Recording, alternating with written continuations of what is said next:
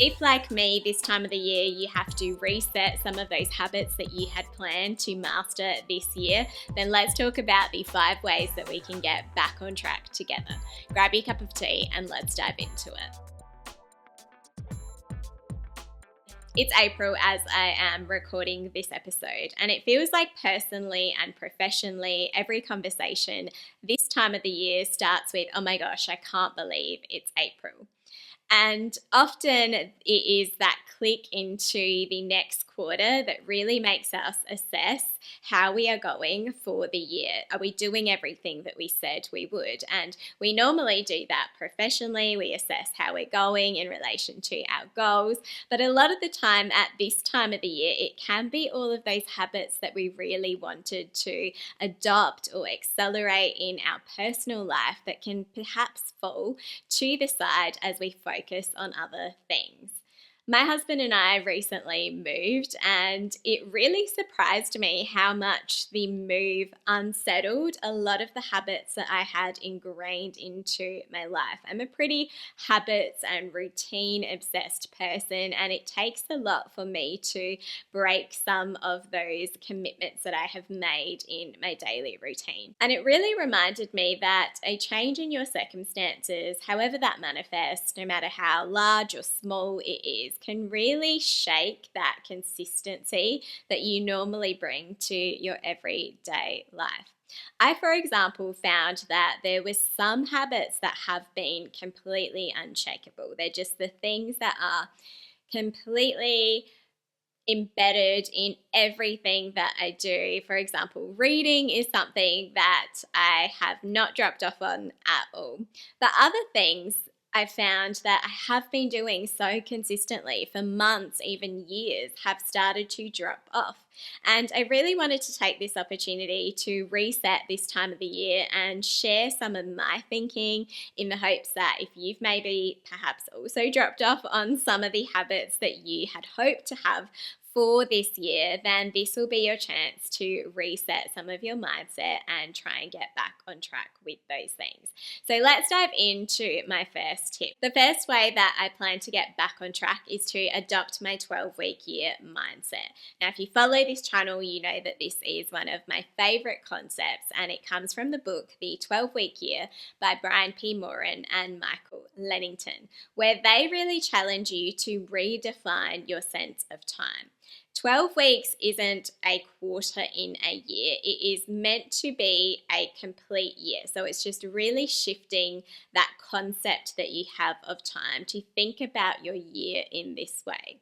And their philosophy is to capture all of that motivation that you have at the start of the year and spread it out throughout the year. So by resetting your mind frame every 12 weeks, it allows you to bring that same motivation to that period of time. And it might seem like this crazy idea to redefine your sense of time, but it's actually not that outrageous. It's something that humans have been doing for thousands of years. Different societies operated on different calendars, and these same societies changed their calendars at different periods of time. So if you just have your own mental framework for what your concept of time is, this might be a way that it can help you to motivate yourself in your personal habits or even professionally as well. What I like about resetting my concept of time in April is that in astrology, Aries is the start of the astrological calendar, and Aries begins in the end of March. So it's just a reference that some people actually do think of April as being that start of the year. And I believe a Roman calendar also at some stage started in April as well. So it's not such an out there idea to rethink of April as being potentially the start of a new year. So my idea number 2 for how I plan to reset some of my habits is to reset my habits in layers. Now, because I am such a sort of habit obsessed person, there are quite a few habits that I have in my everyday routine, and quite a few of those have dropped off. So instead of trying to get back onto all of them at once, I plan to try and reintroduce them into my routine in layers. So for example, I can focus on a particular habit for, say, a week or two, or maybe even a month, and get back on track with that habit before introducing the next habit. So while I have started to embed that habit back into my routine, I then introduce the next one and the next one instead of trying to do it all at once, which is often where people can potentially fall off in their New Year's habits and resolutions that they have, because they try and do everything at once. And then that becomes something that is really hard to sustain after that New Year's euphoria that you feel. But if you introduce it in layers, it is something where you can potentially still have all of those habits, but you have developed it in a more sustainable way for you. Tip number 3 for resetting your habits mid-year is to restart small. This was a concept that really resonated with me in BJ Fogg's book, Tiny Habits, where he talks about this idea of small not being necessarily the sexy approach to developing habits, but it is the sustainable approach. He says, while small might not be sexy, it is successful and sustainable. When it comes to most life changes that people want to make, big, bold moves actually don't work as well as small, stealthy ones. So when it comes to your habits, maybe you haven't read as much as you were hoping to this year, but instead of trying to dive straight into reading a book in a week or in a month or whatever it is that you planned, just try and read one page. Or instead of trying to dive into your goal of walking 10,000 steps a day, just try and walk up the street or around the block, for example. So instead of trying to do everything at once, just give yourself a little taste of that habit.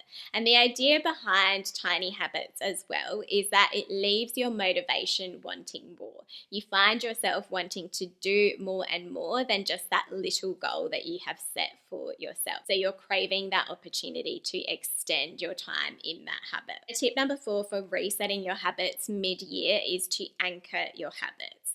So I'd love to think that this time of the year that we haven't had all doom and gloom when it comes to the habits that we hoped to have. And there's probably likely going to be a lot of things that actually worked really well, things that you've really been able to commit to this year, as opposed to the things that didn't go quite as well.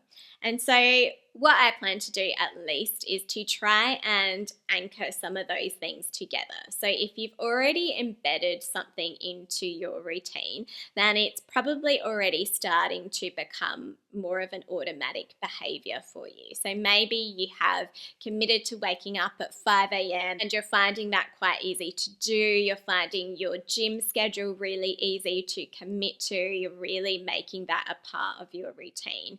But maybe you haven't read, for example, as much as you would like to. So what I plan to do is take that thing that is working well and then anchor on, or habit stack, as they say in the habit world, the thing that isn't working well. So because I'm already automatically doing that other thing, say it's reading, then I want to habit stack onto that the things that haven't gone as I hoped in this year, and just make that almost a little cluster of habits that I'm achieving at a particular time of the day. Now, I'm also a big fan of doing as much as possible in the morning, because I feel like this is the time where you have the most control over your day. And as your day progresses, it tends to start to be about other people and about more of those things that you don't have control over. And my tip number 5 is to not let the motivation monkey get you down. This idea of a motivation monkey is something that BJ Fogg talks about in the book Tiny Habits. And he says, the motivation monkey loves to help us make big moves, then slips away from us when the going gets tough. And doing big things can be painful. We often push ourselves beyond our physical, emotional, and mental capabilities. And while we might be able to keep up with this effort for a while, humans don't do things that are painful for very long. I can't remember which book it was that I read this in. It may have been Atomic Habits, potentially, that talked about the idea of falling off of a habit that you plan to have isn't actually the issue. The issue is normally if you have gotten back onto that thing straight away or not. So instead of dwelling on a habit that you perhaps were doing really consistently or perhaps didn't even start at all, instead of just sitting in that feeling, just do it. Just do it straight away. Just start. Do that one thing that is going to help you to move in that direction. So maybe it's something that you can do in the next 5 minutes. Maybe it's something you can do today that is just going to reset that habit for you. If you want to learn more about the habits that might be keeping you stuck, then check out my previous episode on this topic. Thanks so much, and I'll see you in the next episode.